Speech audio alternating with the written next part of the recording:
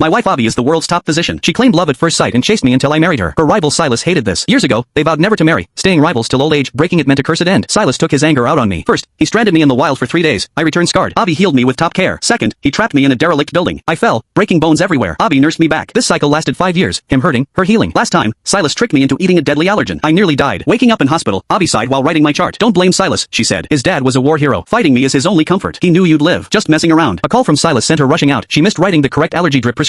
The nurse had the wrong bag ready. Then the system appeared. To return home, you must die by the heroin. This wrong infusion is fatal. Consent? I smiled at the nurse. Go ahead. When Abby returned, the 4-bag was already half empty. The warm, yellow light of the room softened the cool, sharp lines of her face. Dressed in her white coat, she walked to my bedside, a gentle smile playing on her lips. I just finished up. Is that drip almost done already? She murmured. Let me see how my husband is doing. She reached out to feel my forehead, then gently checked under my eyelids, her every movement precise and tender. I just stared at her, a storm of emotion swirling inside me. After all these years, I could finally go home. My gaze must have been too intense, because the corners of her eyes lifted in a slight smile, and her voice grew even softer. What's wrong? Are you feeling unwell? Did the 4 hurt? I shook my head. She smiled and ruffled my hair, pulling a pill organizer from her bag and placing it on the nightstand. Flynn, this allergic reaction was severe. You'll need to continue these nutrient drips for another 7 days. I've also put your allergy medication in here. Make sure you take it after every meal. I slowly pushed myself into a sitting position, my voice calm. That won't be necessary. I won't need them anymore. She froze, her head tilting as she studied me. Why so cold? Are you still angry with Silas? She let out a soft sigh and reached for my hand. Silas is just a bit extreme, that's all. He didn't really mean to hurt you. You're fine now, so just let it go, okay? I pulled my hand away. What if I had actually died this time? She blinked, then a helpless smile touched her lips. With me here? How could I ever let that happen? Right. My wife was the greatest doctor alive. There was no injury she couldn't heal. Lately, Silas's attacks had become more frequent. Sometimes it was minor, something that would give me a rash or an upset stomach. Other times, it was far more serious, like tricking me into consuming poison. But every single time, Abby would fix me, effortlessly. So this time, she probably figured there wouldn't be any surprises. She looked at me, her captivating eyes, usually so full of affection, now held that familiar, indulgent expression. It was as if my brush with death was nothing more than a trivial drama in her eyes. When did things get like this? In the beginning, she did care about me. I was sure of it. I remember our wedding day. Before the ceremony even started, Silas, who had just flown back into the country, maliciously ran my wedding car off the road. The car slammed into a guardrail. I broke my ribs and was bedridden for over 2 weeks. Abby was furious. She stayed by my side at the hospital the entire time. Later, she went to confront Silas, telling him she was cutting ties with him for good. But just 3 days later, she gave in. Silas had slit his wrists. He was lying in a bathtub, his skin ghostly pale against the blood. Abby rushed into the hospital, her heart torn between pain and guilt. When she came back, she rubbed her temples, her voice weary. Flynn, he's the son of a war hero. He's not a bad person at his core. He's just hurting and needs an outlet. He wasn't targeting you on purpose. He has no family left. I'm all he has. For my sake, can you just let it go? It was only then that I learned they weren't just rivals. They had grown up together. That vow to never marry and fight until they were old was a pact they made as kids. But then, while Silas was studying abroad, she met me. She fell hard and fast, insisting she would marry no one else. When Silas found out, he lost control. A storm of tears and accusations. Abby ignored him and married me anyway. Flynn, I know this is my fault, she'd said. We're husband and wife. We should be a team. Can you just be the bigger person for me, please? Because of those words, I spent 5 years backing down, giving in, over and over again. Until this time. Until he nearly killed me. The system's voice broke through my thoughts.